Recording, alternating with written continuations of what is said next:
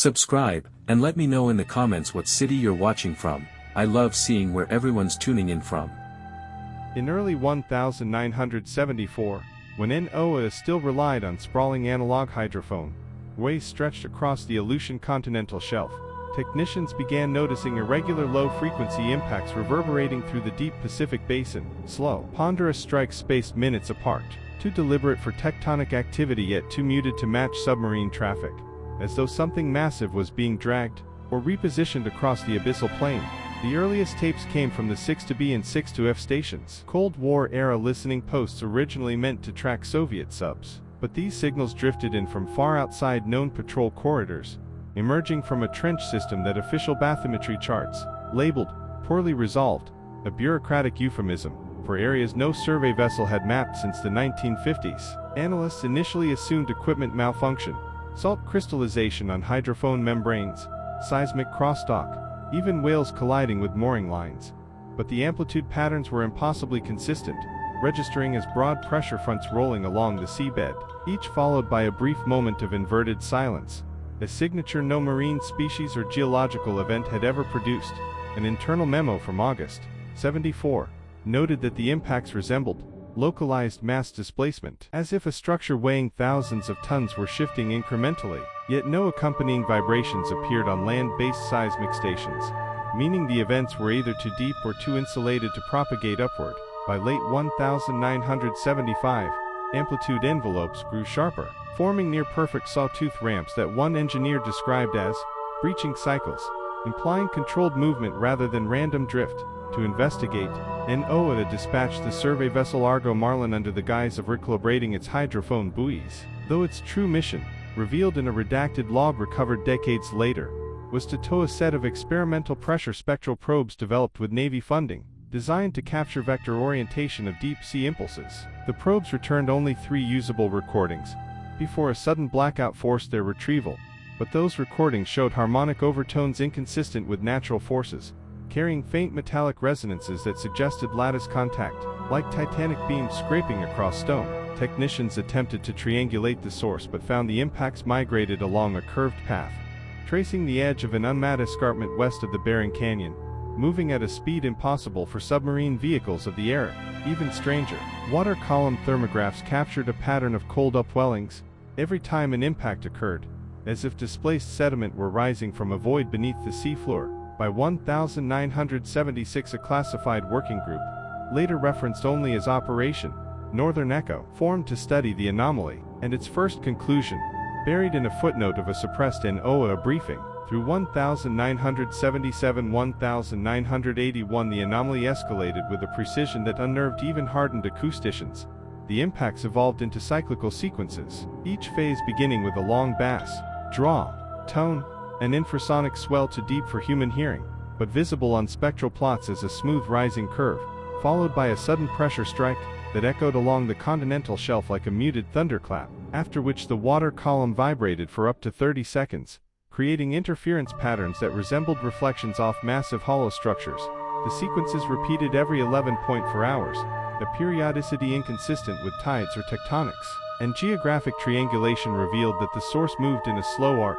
tracing the perimeter of a depression nearly 14 kilometers wide, a feature absent from all public bathymetric charts, but present in a set of classified Navy seafloor models from the mid-60s, models that describe the region as exhibiting anomalous void density, meaning sonar pulses returned weaker than expected reflections, as though the crust beneath were thinner, or filled with less dense material. Field notes from the Argo Marlin's second cruise describe strange corrosion on towed array housings after exposure near the impact zone, a pitted pattern similar to galvanic reactions caused by high-voltage discharges. Yet no electrical anomalies were recorded. By 1978, encrypted correspondence between NOAA leadership and Navy Acoustic Command referenced subplate cavity oscillations, suggesting someone believed the impacts originated not on the seafloor but beneath it, in a cavernous space where pressure gradients could propagate like slow-motion footsteps across sediment. In 1979, a deep-tow camera sled captured a blurred image of parallel gouges etched across basaltic crust, each over a meter wide,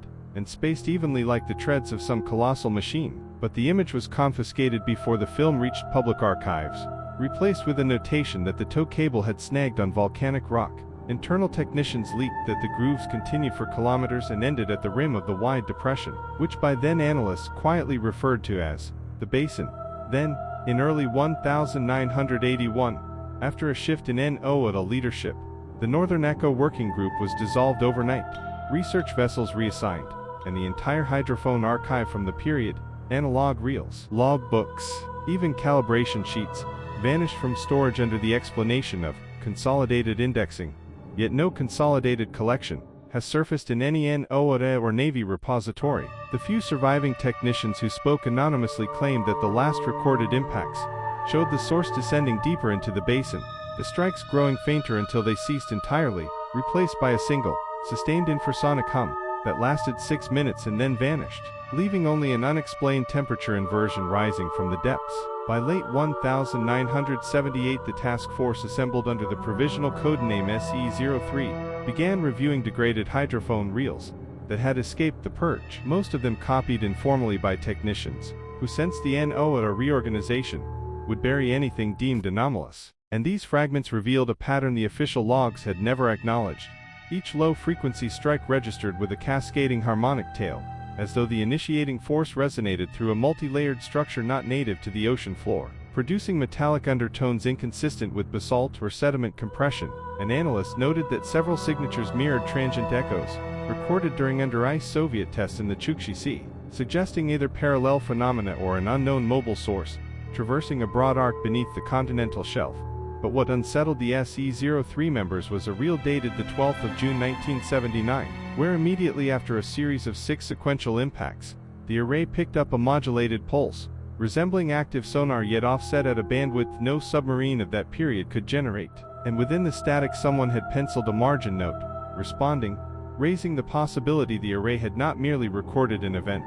but had been detected in return. Shortly after, internal correspondence shows a classified meeting at Elmendorf at FB, where Navy and NOAA representatives debated whether to escalate the findings to NAVFAC, though the only surviving transcript is heavily redacted, leaving intact just enough wording to imply dissent over the presence of non-terrestrial vibrational characteristics, and an urgent directive to transfer sensitive reels to a secure vault, slated for joint review with an unnamed defense contractor. Witnesses later told investigators that within 48 hours of that meeting a cargo aircraft departed under the guise of meteorological support. Yet flight logs were overwritten, and the technician who loaded the crates filed a sworn affidavit in the early 2000s claiming he noticed the containers were labeled with a classification code used strictly for foreign material exploitation programs, typically linked to crash retrievals rather than marine acoustics. What the affidavit also mentions,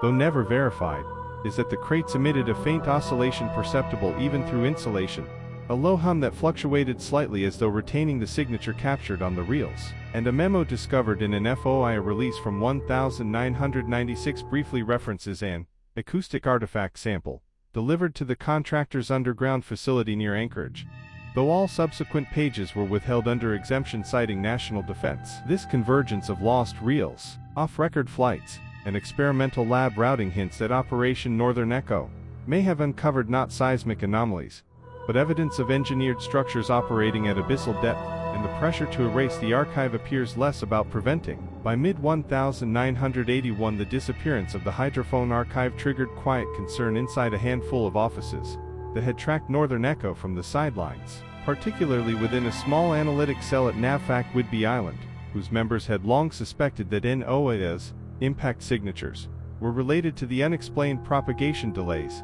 occasionally observed in SOSUS fiber relays across the Aleutian chain. Delays too brief to attribute to hardware failure, but consistent with transient shifts in seafloor pressure fields. And one analyst, Lieutenant Warren Hale, compiled a private dossier comparing SOSUS deviations with the NOAA strike timestamps leaked by technicians. Hale's chart revealed that each pressure event coincided with fractional millisecond relay fluctuations measurable only on the deepest trunk lines, suggesting the source emitted not just acoustic force, but a gravitational or density-related disturbance capable of momentarily refracting signal pathways. And Hale's superiors dismissed the finding as over-interpretation until he cross-referenced the fluctuations with seismic microtremor readings from Adak Island, uncovering synchronized pulses that resembled controlled load-bearing tests rather than natural tectonics. Shortly after circulating this correlation, Hale reported that two defense intelligence officers intercepted his materials, advising him to stand down for classification review, and within days he was reassigned to logistics duty in Guam, while his hard drives were confiscated under a directive citing compliance with interagency data harmonization.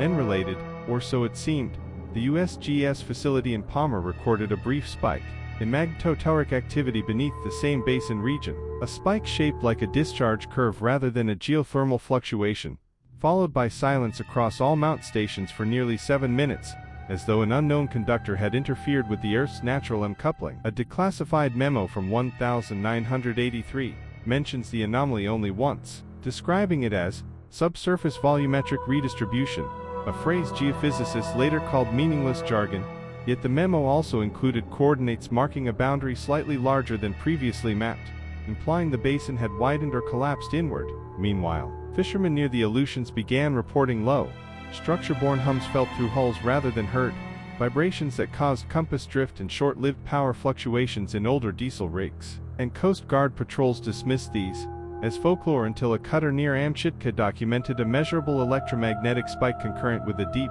slow oscillation transmitted through the keel, which the onboard technicians could not trace to any known vessel or geological activity. Curiously, this incident was filed under nuclear monitoring rather than marine hazard, despite no tests occurring in the region, and when later, in early 1982, a retired NOAA technician named Clive Redden contacted an investigative journalist with claims that he had duplicated several reels before the archive purge. But the meeting never occurred because Redden vanished 2 days prior, leaving behind an empty apartment and a cancelled ferry ticket to Cordova. The journalist later received an unmarked envelope containing only a strip of degraded magnetic tape and a single photo of what looked like a deep ocean spectrogram annotated with values in a handwriting matching Redden's, and the spectrogram displayed an impossibly stable carrier tone at 14.07 Hz lasting 41 seconds, with harmonic bleed patterns that indicated reflections from multiple surfaces at depths below 10 kilometers, depths where no known natural cavern could survive lithostatic pressure, implying the signal originated in a structured environment or artificial cavity. Acoustic engineers consulted unofficially remarked that the reflections suggested curvatures consistent with smooth metallic or composite walls, not geological formations, and one analyst proposed that the carrier tone resembled a calibration pulse, as if something below were aligning or testing its own sensors. Meanwhile, NORPAC radar logs from the same night of Redden's disappearance recorded a faint ionospheric disturbance, drifting from the direction of the basin, a disturbance described as ripple-like and unlike auroral activity, coinciding with a thermal bloom detected by a drifting buoy positioned southeast of Adak, a bloom rising to rapidly to be volcanic and dispersing in a pattern similar to convection from a large heat-emitting structure ascending briefly before submerging again. When the journalist attempted to verify the buoy data, he discovered the NOAA buoy network had undergone system-wide recalibration, and the relevant records were inaccessible due to data integrity review. Yet an anonymous source leaked a still image showing the buoy's temperature spike and a secondary oscillation pattern below it, a pattern matching the last known impact signatures recorded at the end of Northern Echo. Shortly afterwards, the journalist's office was burglarized, though nothing of monetary value was taken, only notebooks, tapes, and an external drive containing interviews with former NOAA staff. Internal law enforcement reports labeled the incident random despite evidence of lock bypass consistent with agency-grade tools. Simultaneously, a retired Navy diver, who had previously worked on deep-sea hardware maintenance near the Aleutians, claimed that on a 1976 mission, his team detected a large void beneath their descent path using early experimental sub-bottom profilers, a void that produced crisp echo boundaries like a domed chamber rather than diffuse scatter from sediment. But he stated their report was classified, and they were instructed to describe it publicly as equipment malfunction. His account aligns with other suppressed observations. In early 1982, a retired NOAA technician named Clive Redden contacted an investigative journalist with claims that he had duplicated several reels before the archive purge. But the meeting never occurred because Redden vanished 2 days prior, leaving behind an emptied apartment and a cancelled ferry ticket to Cordova. The journalist later received an unmarked envelope containing only a strip of degraded magnetic tape and a single photo of what looked like a deep ocean spectrogram annotated with values in a handwriting matching redens, and the spectrogram displayed an impossibly stable carrier tone at 14.07 Hz lasting 41 seconds, with harmonic bleed patterns that indicated reflections from multiple surfaces at depths below 10 kilometers, depths where no known natural cavern could survive lithostatic pressure, implying the signal originated in a structured environment or artificial cavity. Acoustic engineers consulted unofficially remarked that the reflection suggested curvatures consistent with smooth metallic or composite walls, not geological formations, and one analyst proposed that the carrier tone resembled a calibration pulse, as if something below were aligning or testing its own sensors. Meanwhile, NORPAC radar logs from the same night of Redden's disappearance recorded a faint ionospheric disturbance, drifting from the direction of the basin, a disturbance described as ripple-like and unlike auroral activity, coinciding with a thermal bloom detected by a drifting buoy positioned southeast of Adak,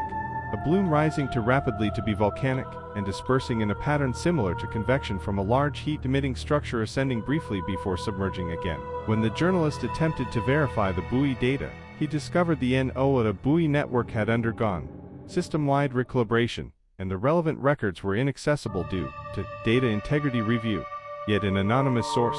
leaked a still image showing the buoy's temperature spike and a secondary oscillation pattern below it, a pattern matching the last known impact signatures recorded at the end of Northern Echo. Shortly afterwards, the journalist's office was burglarized, though nothing of monetary value was taken, only notebooks, tapes, and an external drive containing interviews with former NOAA staff. Internal law enforcement reports labeled the incident random despite evidence of lock bypass consistent with agency-grade tools. Simultaneously, a retired Navy diver, who had previously worked on deep-sea hardware maintenance near the Aleutians, claimed that on a 1976 mission, his team detected a large void beneath their descent path using early experimental sub-bottom profilers, a void that produced crisp echo boundaries like a domed chamber rather than diffuse scatter from sediment. But he stated their report was classified, and they were instructed to describe it publicly as equipment malfunction. His account aligns with other suppressed observations. By late 1983, the classified oversight group formed in the aftermath of Northern Echo,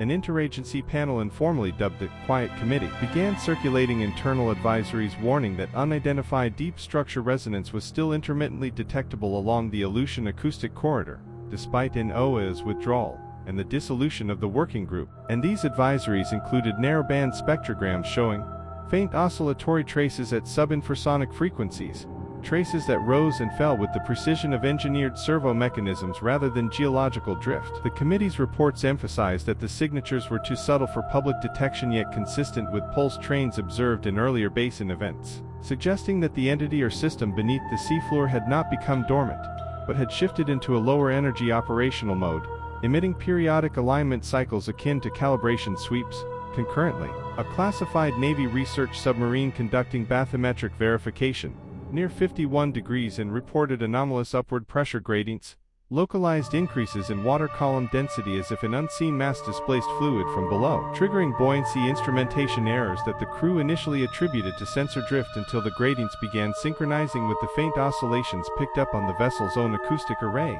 This correlation prompted the sub to transmit encrypted telemetry to a remote lab in Seattle, but the lab responded with an immediate shutdown directive, and the telemetry channel was severed mid-transfer, leaving the crew uncertain whether the interruption was accidental or intentional. Meanwhile, a USGS geophysicist reviewing magnetoteleric data from the region noticed recurring minute distortions, ripples in the field that behaved like interference produced by resonant structures with conductive properties, and when she attempted to publish a preliminary abstract, her department abruptly reassigned her to a different project, citing redundancy in research scope. Though colleagues later admitted an unnamed federal liaison had visited the office the day before to retrieve all printouts relating to the distortions. At the same time, a late fisherman described peculiar nocturnal surface agitation, glassy circular patterns as if something enormous displaced water far beneath, and their accounts included intermittent metallic clangs transmitted through hulls,